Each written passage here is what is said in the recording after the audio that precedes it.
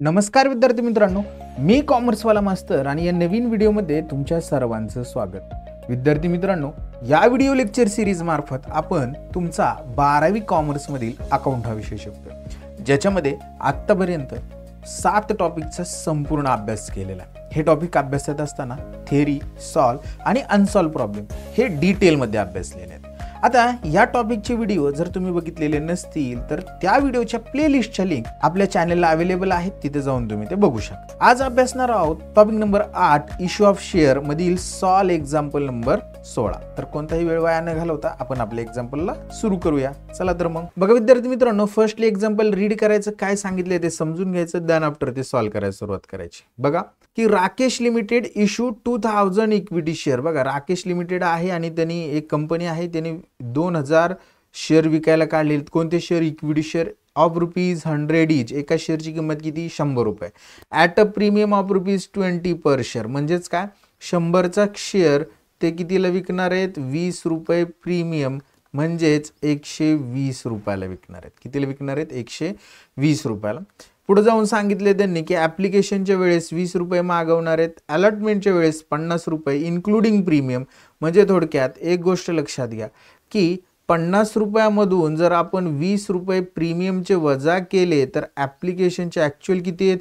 ₹30 आणि त्याच्यात प्रीमियमचे ₹20, असे टोटल ₹50 अमाऊंट मागवतो आपण अलॉटमेंटच्या वेळेस. लक्षात घ्या, अलॉटमेंटचे सांगतो मी की अलॉटमेंटचे 50 आहेत, म्हणजे त्या 50 मधनं 20 प्रीमियमचे काढले तर अलॉटमेंटचे ॲक्च्युअल किती आहेत? ₹30 आणि प्रीमियमचे 20, असे टोटल ₹50 मागवणार आहोत. पुढे त्यांनी असं सांगितलेलं आहे बघा की फर्स्ट कॉलच्या वेळेस किती मागवायचे आहेत? ₹20 आणि फायनल कॉलच्या वेळेस ₹30. Application were received 3000 shares. बघा 3000 शेअर्ससाठी ॲप्लिकेशन आलेत. विकाय किती काढले होते आपण? 2000. आले किती? 3000. काय? Over subscription. मग त्यांनी पुढे जाऊन सांगितले की 2000 शेअर म्हणजे 2000 शेअर काय केलेत त्यांनी? अलॉट केलेत. Allotted to applicant for 2400 shares. म्हणजे 2400 ॲप्लिकेशनला 2000 शेअर्स दिलेले आहेत. 400 लोकांचे जे आहेत, 400 लोकांना जास्त का दिले? कारण की 400 लोकांनी 2 शेअरसाठी अप्लाय केलेला असणार आहे, मग त्यांना आपण एकच शेअर्स दिलेला आहे. एवढं एक गोष्ट लक्षात ठेवा. तर पुढे त्यांनी सांगितलेले the remaining application for 600 shares, म्हणजे 600 जे शेअर्स आहेत, ॲप्लिकेशन्स आहेत, तर ते काय केलेत? रिफ्यूज म्हणजे रिफंड केलेले आहेत. And application money there was refunded. Excess money received on application adjusted on allotment. जे पैसे आपण 400 शेअर्सकडून घेतलेले होते ते ॲडजस्टमेंट करायचे आहेत अलॉटमेंटच्या वेळेस. म्हणजे अलॉटमेंटच्या वेळेस त्यांच्याकडून अलॉटमेंटचे पैसे घ्यायचे नाहीत. किती रुपये घेतले होते? ॲप्लिकेशनचे ₹20, तर ₹20 घ्यायचे नाहीत, बाकीचे आपण घेणार आहोत ₹10. 30 मधून 20 जरी नाही घेतले तर ₹10 आपल्याला घ्यावे लागतात. पुढे सांगितले all amount were duly received except mister Mandar whom 80 shares were allotted. त्याला 80 शेअर्स दिले होते, त्याचे आपल्याला कशाचे पैसे भेटले नाहीत? Mister Mandar fail to pay first and final call, म्हणजे फर्स्ट कॉलचे आणि फायनल कॉलचे 2 इन्स्टॉलमेंटचे पैसे दिले नाहीत.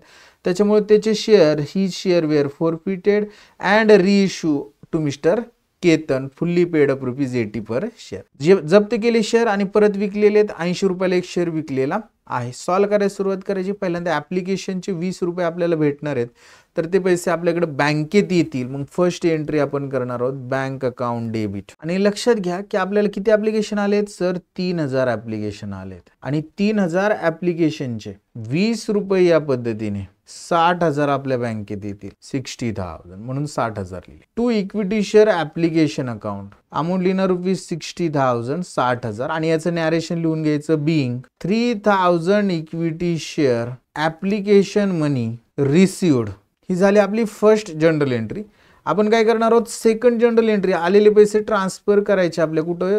शेअर कॅपिटलला, म्हणजेच इक्विटी शेअर कॅपिटलला. जेवढे पैसे आलते तेवढेला डेबिट द्यायचं, म्हणजेच equity share application account debit. बघा किती आले होते आपल्याकडं? 3000 शेअर्सचे ₹20 या पद्धतीने ₹60,000 आले होते. आपण 60,000 लिहिलेले डेबिट.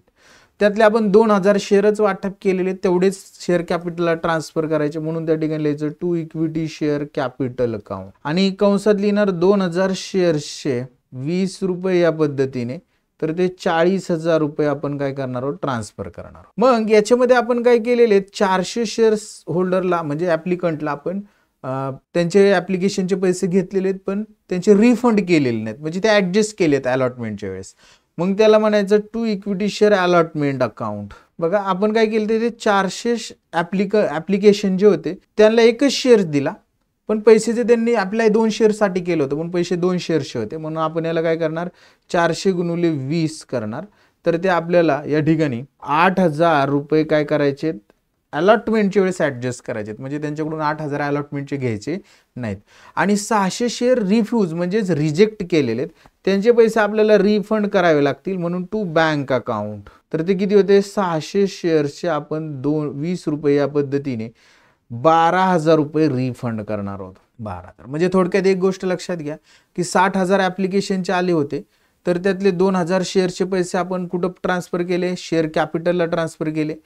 त्याच्यानंतर 400 ॲप्लिकंटने 2 शेअरसाठी अप्लाय केलं होतं, त्यांना आपण एकच शेअर अप्लाय दिला, पण एका शेअरचे पैसे त्यांनी आपल्याला एक्स्ट्रा दिले होते. त्यांना काय म्हटलं, एका शेअरचे पैसे तुम्हाला आत्ता मी देणार नाहीत रिफंड, कारण की तुम्हाला एक शेअर देतोय, त्याचे अलॉटमेंटचे पैसे आत्ताच घेतो, ते ॲडजस्ट करूया अलॉटमेंटच्या वेळेस, त्यावेळेस तुम्ही ते 20 रुपये देऊ नका. म्हणून त्याला आपण काय म्हटलं, to equity share allotment account.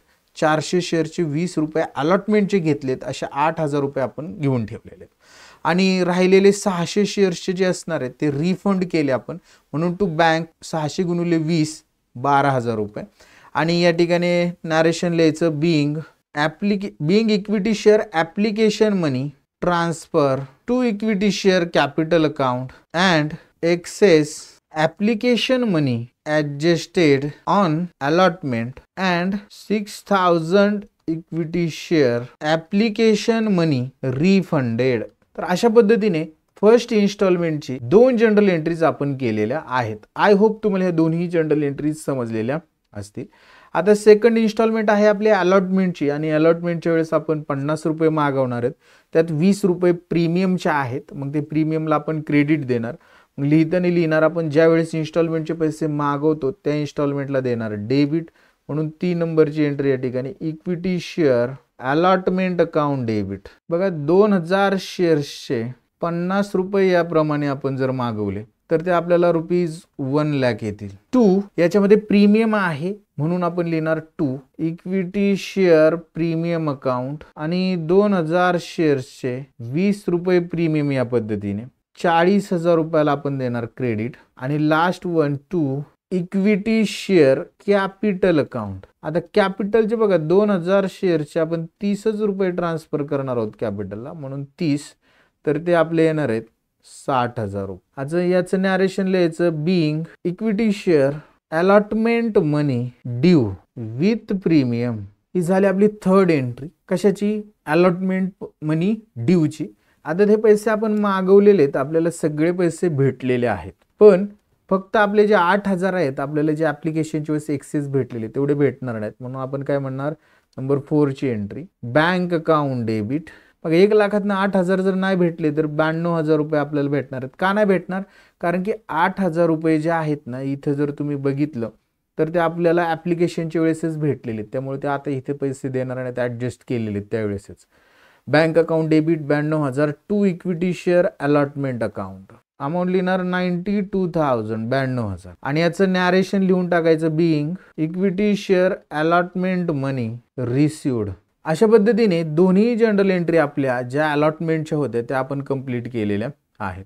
आता आपल्याला थर्ड इन्स्टॉलमेंट फर्स्ट कॉलकडे जायचे, त्याचे पैसे मागवायचे. नंबर 5 ची एंट्री आपली असणार आहे, equity share first call account debit. बघा आता फर्स्ट कॉलच्या वेळेस किती मागवायचे? 20 रुपये मागवायचे. मग आपले 2,000 शेअर्सवर 20 रुपये, म्हणजेच 2,000 गुणुले 20, तर ते असणार आहे 40,000 रुपये. To equity share capital. कशाचे पैसे आहेत? कॅपिटलचे आहेत, म्हणून इक्विटी शेअर कॅपिटलला देणार credit to equity share capital account. Amount लिहिणार 40,000 रुपये. आणि नॅरेशन लिहायचं, being equity share first call money due. आता आलेले पैसे आपल्याला काय, मागवलेले पैसे आपल्याला भेटणार आहेत, पण सगळ्या शेअरचे भेटणार नाहीत. आपल्याला एक शेअर होल्डर आहे ज्याने 80 शेअर्स घेतलेत, त्या 80 शेअरचे पैसे आपल्याला भेटणार नाहीत. म्हणजेच आपण लिहिणार या ठिकाणी बँक अकाउंट डेबिट. बघा 2,000 शेअरचे पैसे भेटणार नाहीत म्हणजे किती भेटणार आहेत? 80 शेअरचे भेटणार नाहीत, म्हणजे थोडक्यात की 2000 80 जर वजा केले तर 1920 शेअर्सचे आपल्याला 20 रुपये या पद्धतीने पैसे भेटतील. तर ते किती भेटतील? 38,400 रुपये. आणि 2 equity share first call account amount लिहिणार 38,400, 38,400. आणि याचं नॅरेशन लिहिणार being equity share first call money received except 80 shares, फक्त 80 शेअर्सचे भेटले नाहीये. ही झाली आपली काय फर्स्ट कॉल जो आहे त्याच्या 2 एंट्रीज.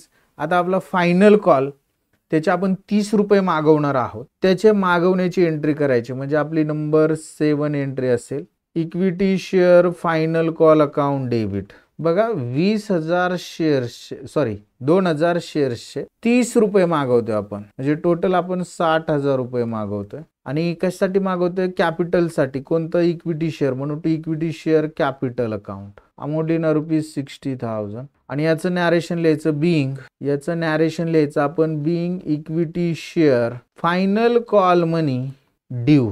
आणि आता हे मागवलेले पैसे आपल्याला भेटणार आहेत, त्याच्यामुळं सगळे भेटणार आहेत का पहिल्यांदा विचार करायचा. तर सगळे नाही, 80 शेअरचे भेटणार नाहीत. जेवढे भेटणार आहेत तेवढे बँकेत येतील बँक अकाउंट डेबिट. बघा 80 शेअरचे भेटले नाहीत म्हणजे 1920 शेअरचे भेटले. किती रुपये? 30 रुपये याप्रमाणे भेटलेले आहेत. म्हणजे किती भेटणार ते? 57,600 रुपये.